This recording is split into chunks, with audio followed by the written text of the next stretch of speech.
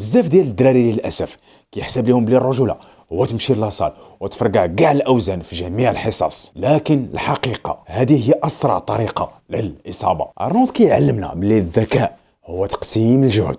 This is where you build real strength. Progressive overload is the secret. I understand. I'll follow the plan. Good.